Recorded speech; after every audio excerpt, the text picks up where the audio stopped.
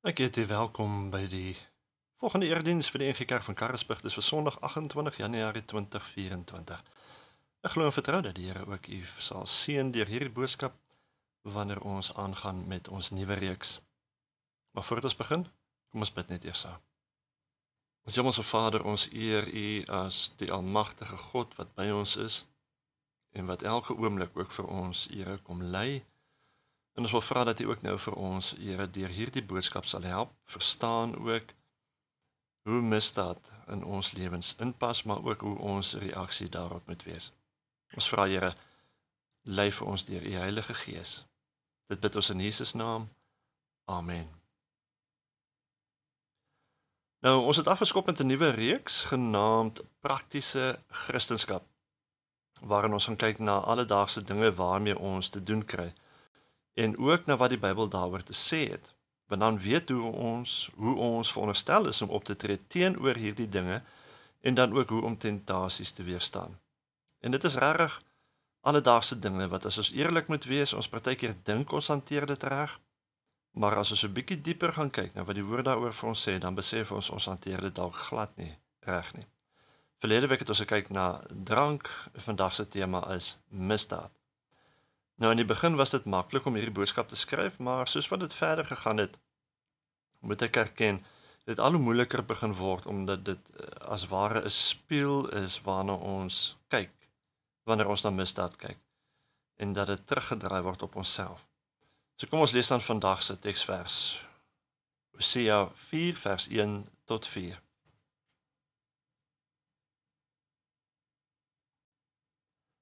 Luister na die woord van die Here, Israeliete, want die Here het 'n regsaak teen die inwoners van die land, omdat daar geen betroubaarheid, geen troue liefde en geen kennis van God in die land is nie.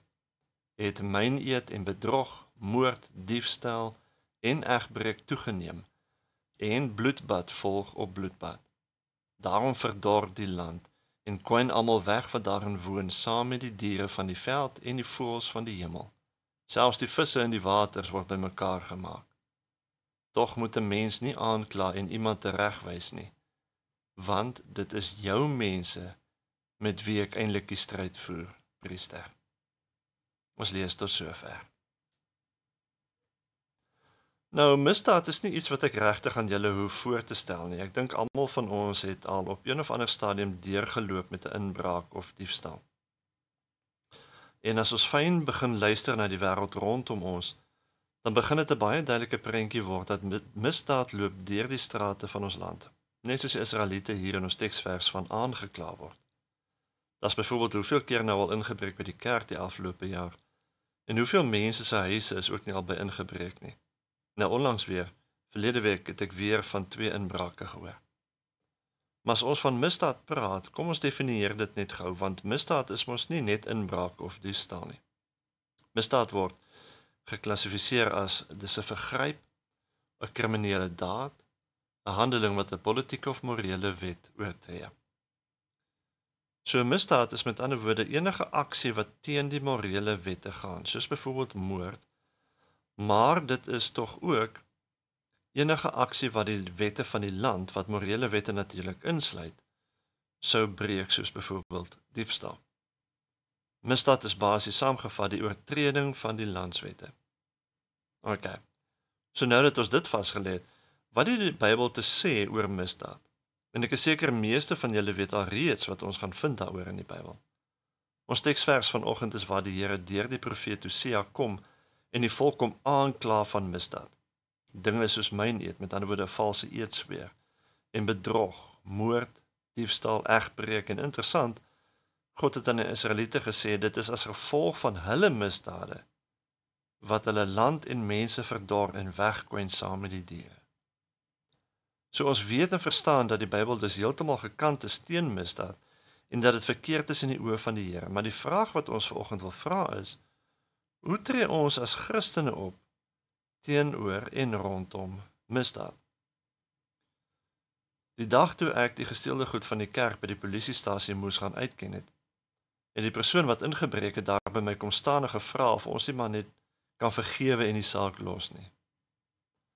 Nou daar's mense wat dink dat omdat ons Christene ons net moet vergewe en aangaan deur dinge te los asof dit nie gebeur het nie. Want dis mos wat Christene doen, ons vergewe mense want ons is vergewe. Maar dit werk ook nie so in ons Christendom nie. God het nie net ons sondes vergewe en dan daarvan vergeet nie. Daai sonde wat ons gedoen het, het gevolge. En die gevolg van ons sonde is dat dit duur betaal moes word met die dood. En ek bedoel, dis hoekom Jesus aan die kruis moes sterf, juis om die gevolge van ons sondes te dra. So ek kon toe die man antwoord dat ek hom klaar vergewe het, maar ek kan nie die saak los nie, want hy moes as 'n volwassene die gevolge dra van die besluit wat hy gemaak het. Misdaad het altyd 'n prys wat betaal moet word. Misdaad het gevolge. Op verskeie maniere, op verskeie tye, maar niemand gaan voor die geregtigheid van God kan ontsnap vir hulle misdaad nie. Dawid kla gereeld in die psalms dat dit lyk of die mense wat juis misdadigers is, gewoonlik wegkom met hulle boosheid. Maar niemand kom weg voor die geregtigheid van God nie. Niemand nie. So as eerste ding wat ons as Christene besef rondom misdaad, is dat al vergewe ons die mense wat die misdaad doen, moet daardie mense egter nog die gevolge dra van hulle dade. Maar dominee, hoekom moet ek hulle vergewe? Ons moet vergewe, want as jy nie vergewe nie, is daar met ander woorde, is dit jou besluit om met 'n wrok nog in jou hart mee rond te loop teenoor daai persoon. Jy versier dus jou eie lewe, want daardie wrok in jou hart dra vrug. En wat die hart van vol is, loop die mond van oor, sê die Bybel. As jy 'n hart het wat nog met 'n wrok binne in rond gaan dit ook uitkom in die manier wat jy dalk praat en doen. En dit is nie waartoe ons geroep word in 'n lewe as losgekoopte, nuutgemaakte Christene nie. Jy moet dit laat gaan deur te vergewe. Maar die ding is dat wanneer dit kom by misdaad, is ons as Christene eintlik baie keer meer skuldig as wat ons dalk dink. Daar's baie Christene wat self betrokke is by misdaad, net soos wat die Israeliete hier in Hosea aangekla van word. Maar dit kan mos nie wees nie, dominee. Elke keer wat jy stil bly, as 'n kassier dalk iets te goedkoop gelei het by die til, tot jou voordeel of vir jou te veel kleingeld gegee het, is dit misdaad want jy steel. Elke keer as jy belasting wegsteek sodat jy minder kan betaal, is dit misdaad want jy steel. Elke keer wanneer jy iemand indoen met pryse tot jou voordeel, is dit misdaad want jy steel. Elke keer wanneer jy dalk aan die spiekop 'n R200 gee eerder as om die kaartjie te betaal, is dit misdaad want jy pleeg bedrog. Maleagi 3 vers 8 sê selfs dat ons steel van God as ons nie ons volle tiendes aan die Here bring nie. En die ergste van dit alles is dat Christene wat hierdie dinge doen, nog baie keer spog ook met wat gebeur het. Regtig? Hoe het ons op 'n punt gekom dat Christene kan spog dat hulle weggekom het met misdaad? En dan net in die volgende asem, dan kla hulle oor ander mense se misdaad en bedrog.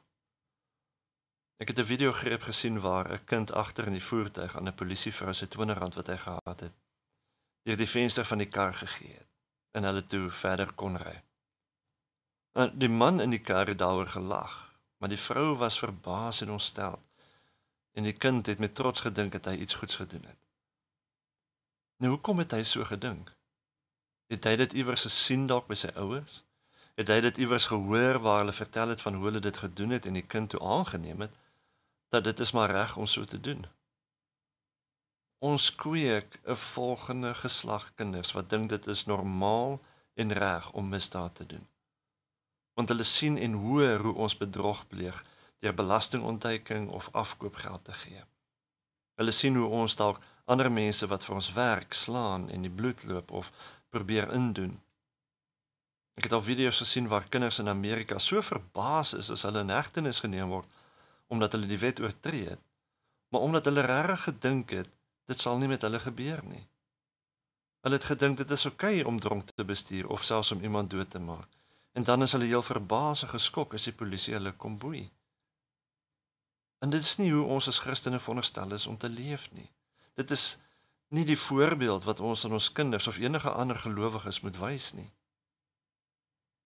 Toe ek nog op Port Nolloth gebly het, het ek op pad Johannesburg toe vir 'n vakansie te vinnig gery nadat ek vreeslik gesukkel het om by 5 trokke te verby moes kom en baie tyd verloor het as gevolg van hulle. Maar die feit is dat ek het te vinnig gery en dit is teen die wet en daarom is dit 'n misdaad. Ek is toe afgetrek en die spiekop het oor die pad na my toe aangestap gekom sonder sy boek en my toe kom inlig dat ek te vinnig gery het. Nou ek sê toe vir hom, maar dit is reg, hy moet maar die kaartjie skryf. Iets wat ek 2 keer aan hom moes sê, voordat hy toe terug oor die pad stap om die boek te gaan haal. En na die tyd besef ek dat hy toe eintlik met ander woorde gewag het en gehoop het, dat ek omkoopgeld aan hom kon aanbied. Maar so skryf hy toe die kaartjie en 'n deel van die kaartjie vra toe nou vir my maar wat my beroep is. En ek sê toe vir hom ek is 'n predikant. Hy sê toe vir my maar ek moes dit eintlik al in die begin vir hom meegedeel het, dan sou hy my laat gaan het. Ek sê toe nee. Want in die eerste plek, dit is mos nie reg teenoor ander mense wat wel kaartjies kry nie. In die tweede plek, ek het oortree deur te vinnig te ry en ek moet die gevolge daarvan dra. Ek is mos 'n volwasse mens. En ten derde, as Christen is dit juist die voorbeeld wat ek moet stel, dat as ek iets verkeerd gedoen het, ek die verantwoordelikheid daarvoor aanvaar. Om mee te begin, moes ek nie te vinnig gery het nie. Die temptasies daar buite om misdaad te doen is baie. Dit word partykeer selfs sommer voor ons voete gegooi. En dan spog Christene oor hulle misdaad. As Christene word ons geroep om nie misdaad te doen nie. Wat se reg het ons om kwaad te word oor misdaad as ons self skuldig is daaraan en partykeer spog daaroor of lag daaroor? Ek moes hard na myself ook in die spieël kyk. Want hierdie dinge begin baie keer klein subtiel, maar met die tyd raak 'n mens so gewoond daaraan dat as jy jou kan kry, dan is dit al 'n normale manier van leef vir jou. Hoe leef ons as Christene prakties teenoor misdaad? Ons sal moet begin deur onsself te suiwer daarvan, om nie deel te wees van die groep mense wat misdaad pleeg nie. Om nie deel te wees van die probleem nie. Ons sal ook ons kinders, soos wat hulle groot word, baie duidelik moet begelei oor hoekom misdaad verkeerd is en hulle leer oor verantwoordelikheid. Verantwoordelikheid wat ons moet vat vir die verkeerde dinge wat ons doen. Ten derde sal ons ook teenoor ander mense die voorbeeld moet stel oor hoe om op te tree teenoor mense wat betrokke is by misdaad. En eers dan sal ons kampvegters kan en moet word teen misdaad. Amen. Kom ons bid.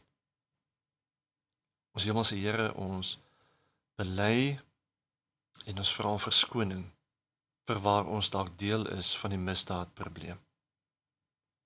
Here, ons kan tog nie kwaad raak oor die misdaad as ons self ook, al is dit op 'n manier wat ons dink is reg, tog ook deel aan het nie. Vergewe ons daarvoor en help ons, Here, om die regte voorbeeld te stel vir ons kinders en hulle ook te help om verantwoordelikheid te kan dra vir die verkeerde dinge wat ons doen. Hierdie dinge bid ons in die naam van Jesus Christus, ons Here. Amen. Ontvang dan nou ook die seën van die Here.